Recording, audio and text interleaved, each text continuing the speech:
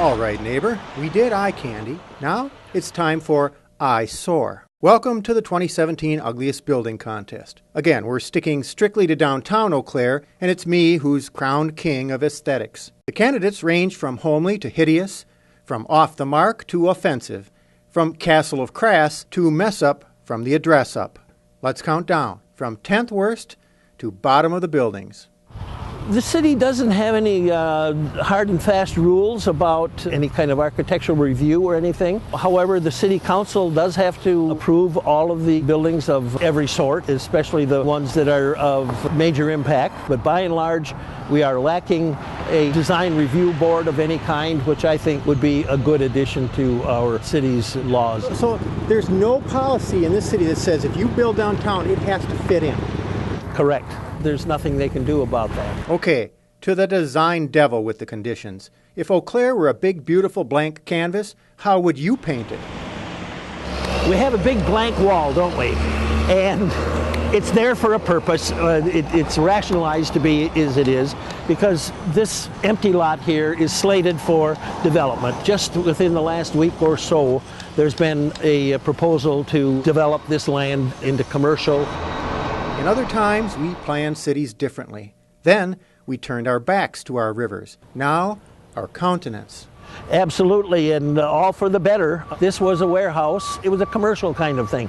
So it was just utilitarian. There's no need to exercise any great architecture in the minds of the people that developed it. We have repurposed our fabric of the city, and we don't have the same needs that we had in the past.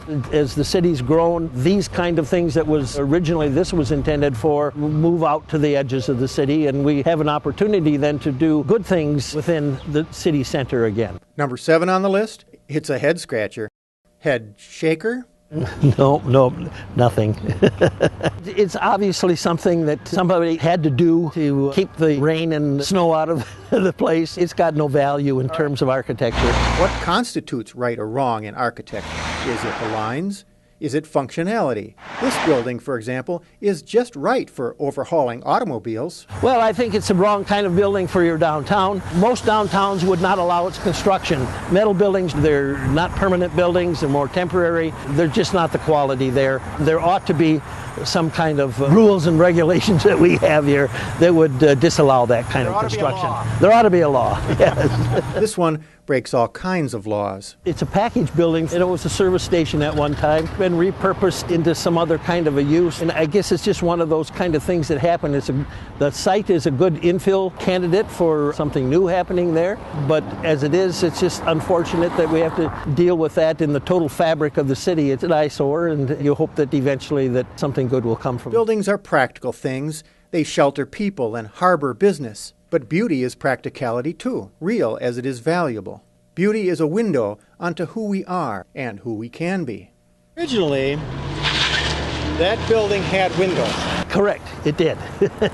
And originally, it was only half that size. The south half of that building where the tennis courts were for Eau Claire High School. What they have done over the years to that building is just atrocious. Too bad. You would think that AT&T or Northwest Bell or whoever it was at the time would have been a little bit more careful about their architectural selections and who they would commission. It's kind of a travesty. It doesn't do anything for the visitor to look at, does it?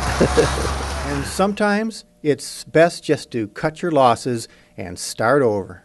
It's another example of repurposing buildings that generally have negative results. It's in awfully bad condition now, and the sooner that we can get rid of the building, the better. And I say that hardly ever do I see a building that gets demolished that I don't think has some redeeming qualities to it. But this one, it's beyond repair, I think, at this point. We'd have a better looking addition to the downtown with anything else almost. You should know that it was harder for me to compile a top 10 most beautiful downtown buildings than to list the 10 worst. The homely buildings were far too easy to pick out. Is beauty a thing? Or is beauty a place, a perspective? Are my choices arbitrary or essential? I made my choices, you make yours. As you foray along Farwell and bounce down Barstow, composing for your own artist's eye the good, the bad, and the potato ugly, consider only that ugliness and beauty both are reflected in the face that you wear Eau Claire. With an eye out for the place that I live, I'm Steve Betchko.